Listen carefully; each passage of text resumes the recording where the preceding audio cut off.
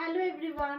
তো দেখো এখন রান্না বান্না করছি, পুরো ডেটটা পেরিয়েছে আর এখন আমার রান্না হয়নি। আজকে দেখো এখানে কি আছে, কি নাম এটা, তুমি রান্না করছো, তুমি ভুলে ভুলে গেছি, গেছো। দেখতে পাচ্ছ? এত মানে চাপ না, কি বলে ঠিক, বরবটি বরবটি আলু বেগুনের তরকারি হবে আজকে, যেহেতু নিরামিষ হবে। তো চলো এখন যাচ্ছি ভাত নামাতে। তোমরা ভাববে যে কিচেনের চ্যানেলে ভিডিও দিচ্ছে অথচ সবজির নাম জানা, সেই জন্য নয়। দেবে কিছু কিছু সময় এমন হয় না যে জানা জিনিসটার নামটা আমরা ভুলে যাই। তো এই কেন হয়, এই কারণে জানো, এটা অতিরিক্ত মানুষের চাপের জন্য হয়, মানে মাথা থেকে বেরিয়ে যায় যে কী রান্না করবো কি না করবো।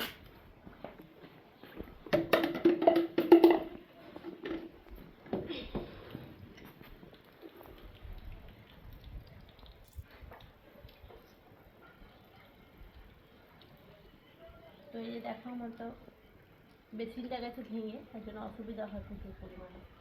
তো এখন যাব তরকারিটা বসাবো, তাহলে মোটামুটি রান্না হয়ে গেছে। চলো তোমাদের দেখা আমি আজকে কী কী রান্না করেছি। হ্যাঁ, এমনি তো তরকারির নামটা ভুলে গেছিলাম। দেখো চলো।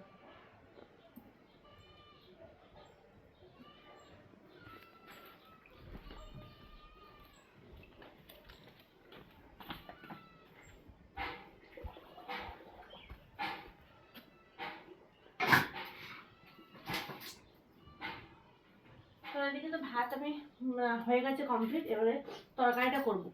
তো আজকে কি রান্না করেছি দেখাই চলে। এখানে হচ্ছে ঢ্যাঁড়স ভাজা, এখানে হচ্ছে কাঁচকলা ভাজা, এখানে হচ্ছে আলু মাখা, তারপরে নিচে হচ্ছে ডাল। এটা হচ্ছে নতুন আজকে কামরাঙা মাখা করেছি। আর কামরাঙা দুটো নিয়েছিলাম, একটা থেকে দেড়টা খাওয়া হয়ে গেছে কমপ্লিট, মানে মাখা করে খাওয়া হয়েছে। আর এখানে হচ্ছে গিয়ে বরবটি আলু বেগুনের তরকারি। তো আজকে বৃহস্পতিবার, আজকে আমাদের এই রান্না হয়েছে, মানে সিম্পল রান্না আর কি, নিরামিষ।